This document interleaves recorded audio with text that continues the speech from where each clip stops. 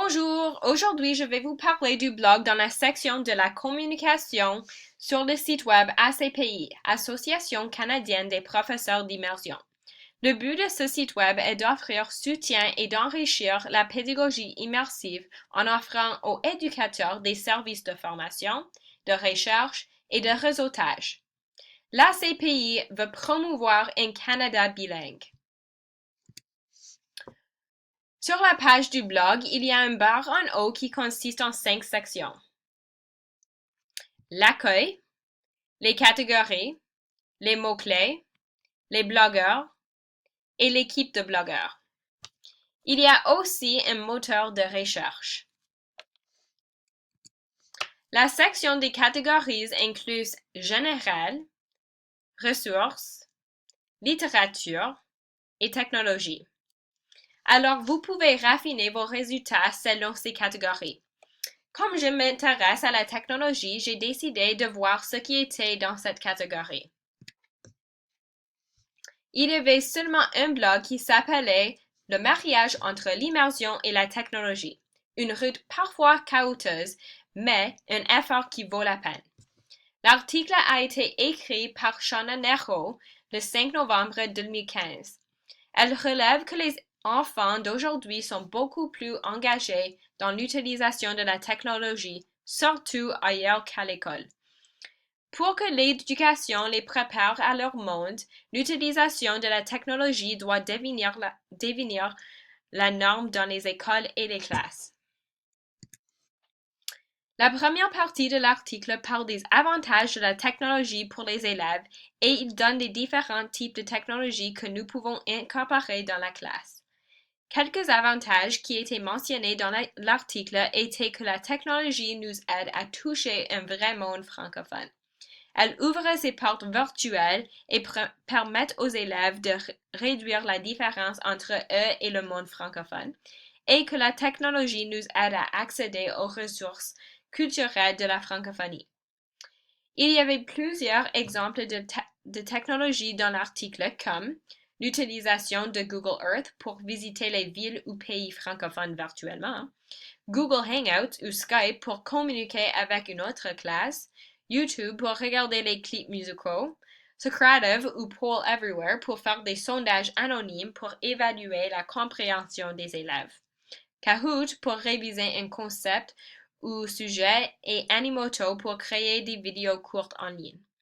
J'ai déjà utilisé plusieurs de ces types de technologies, mais je ne connais pas Poll Everywhere ou Animoto.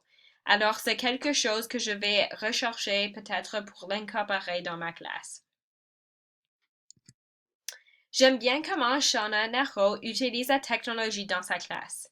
Elle utilisait Twitter dans ses cours régulièrement pour que ses élèves puissent gazouiller leur compréhension d'un film, pour communiquer avec d'autres classes en français ou simplement pour écrire un message d'une manière authentique.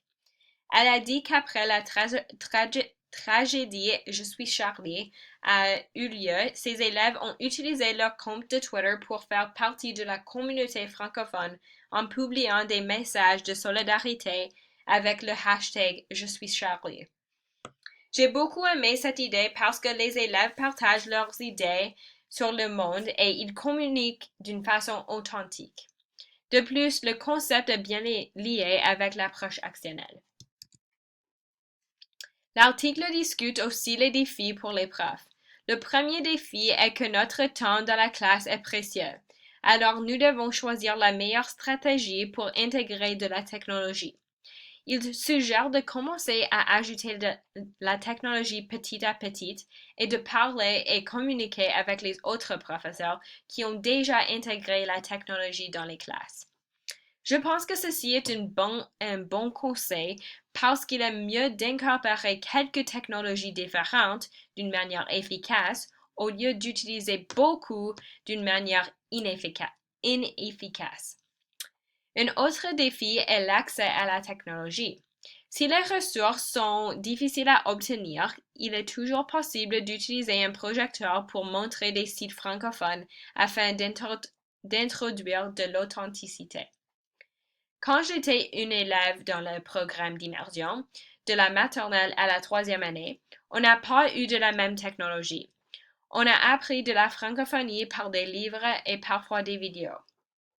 Aujourd'hui, les élèves sont chanceux d'avoir cette technologie qui rend l'apprentissage d'une langue plus authentique. J'ai trouvé que l'auteur a fait un point intéressant dans l'article qui relève qu'on n'utilise pas la technologie simplement pour utiliser la technologie. Shauna Nero suggère que, comme des professeurs, nous devons penser aux objectifs et considérer les questions comme qu'est-ce que l'élève a besoin de faire pour intégrer la technologie? Est-ce que l'élève doit faire cette activité en utilisant la technologie? Est-elle vraiment nécessaire? Quels sont les objectifs de l'activité? Que faut-il évaluer? La communication des idées, le contenu, etc. Je pense que quelques-unes de ces questions sont bonnes, mais je crois que la première question de ce que l'élève a besoin de faire pour intégrer la technologie doit être plus précis. À mon avis, si on a de la technologie et qu'on peut l'incorporer dans une manière authentique et effective ou efficace, on devrait l'utiliser. C'est notre responsabilité de devenir plus familier avec les différents types de technologies et d'apprendre comment on peut les utiliser dans la classe d'une manière efficace. J'espère que vous avez savez un peu plus maintenant du site web ACPI et de la section des blogs.